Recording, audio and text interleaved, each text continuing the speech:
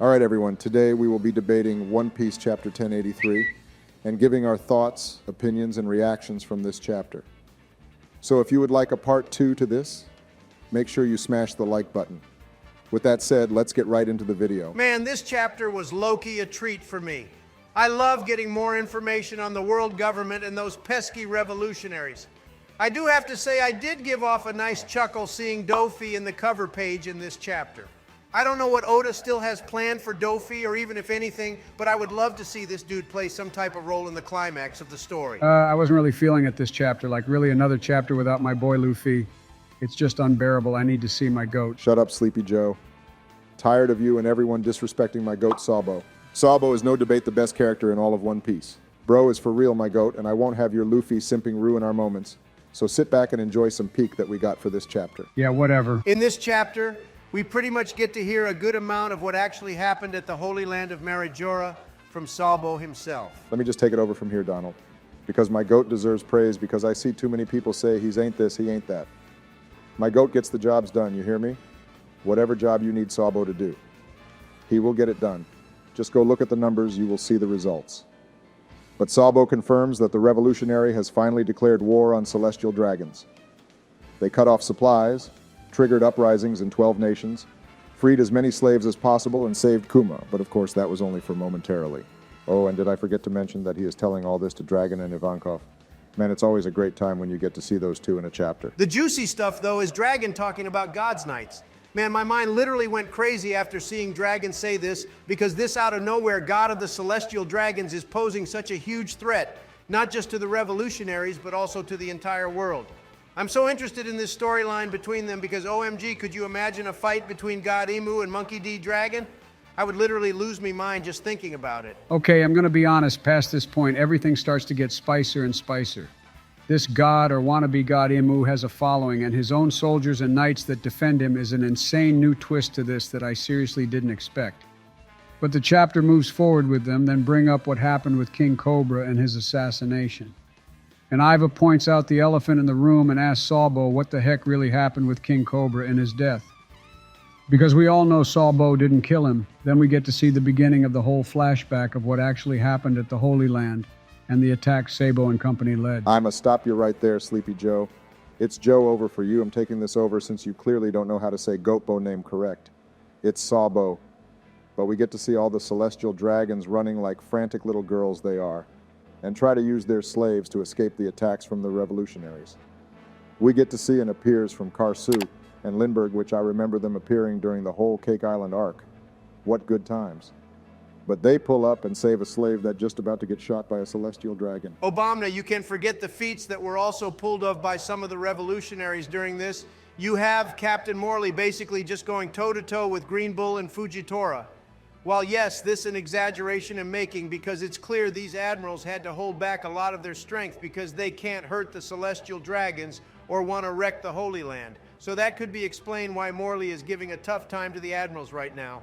But we also did see the rest of CP9 in this chapter. It's actually crazy just seeing them just watch all this stuff go down, and they do nothing, but I'm not complaining because it's pretty cool just to see them all again, and not just Rat Boy Lucci. But how is Lucci a rat? Obviously because he switched up on us. Switched up on who?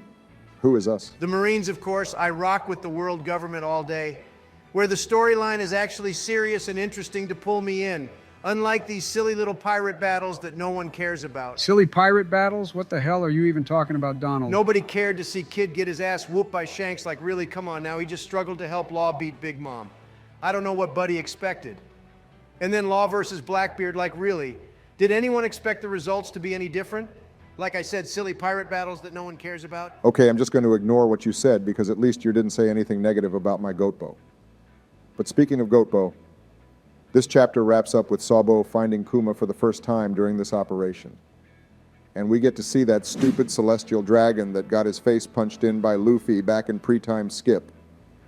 And he is still obsessed with mermaids and is still trying to think of a way to capture Shirahoshi and make her his huge mermaid slave. I also like the fact that Vivi appears in this chapter and tells off Lucci for telling her she would be protected.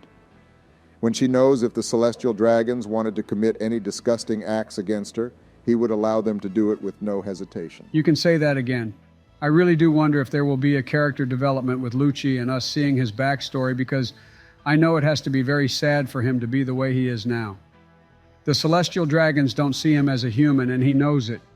They see him as a dog that easily replaceable, so I don't understand why this dog Lucci still gives his entire life to them. Or maybe he gives his entire life not to the celestial dragon, but maybe God Imu himself. Maybe. That for sure is something to really think about. But this chapter finally ends with us seeing King Cobra before his assassination. And for some reason, he has this meeting with the 5 elders.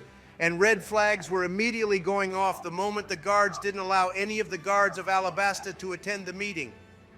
They only allowed King Cobra to come in, which we know now that very bad things happened, and somehow Sabo got the blame for King Cobra's death during this. I guess we will have to wait till next week to find out what happens next, but man, I'm on the edge of my seat to see what actually took place during this meeting. There are so many questions to be asked. Like, for one, why the heck was the meeting even taking place? Was it the goal of the world government to assassinate King Cobra? Or was it just some coincidence that ended up happening over some disagreement or something, and how did Sabo get tied into it? Did Sabo try to save Cobra? Because all they needed was for Sabo to be in the same room while Cobra was dying, and boom, they have an excuse to blame him for everything. Well, I guess this pretty much confirms that Vivi won't be joining the Straw Hats, and she will be the Queen of Alabasta taking over for Cobra. You're forgetting Sleepy Joe. Vivi just can't return to Alabasta Doofus. If they killed King Cobra, they obviously would want Vivi gone from the picture as well. That's the whole reason we seen Vivi with Morgan and her telling him to stop putting out fake news to the world. Did you already forget, old man? Man who cares? Really, we got to see my goat Sabo. Even he said he is fine with everything that happened as long as true justice will get served by him and the Revolutionary Army. This was just another peak chapter of Goat Peace, and I'm pretty sure everyone will agree with me in the comment section. More Sabo is always a great time for me, 1000% of the time. I want to see what Sabo involvement in all of this and how these corny Marines try to push the blame they do on everyone else. Just pathetic how you support them, Donald. Well, I mean, I'm not surprised because you're a piece of trash, pretty much like them as well. Hey, Jesus Obama, you don't need to be taking shots at people like that. We were all keeping the peace till now. Of course, one of you just has to ruin it. Well, everyone, let us know how you feel about Chapter 1038 and what you think possibly could have happened during this meeting. Well, this is Big Biden telling you good night, and well, we'll see you all next time. Good night, everyone.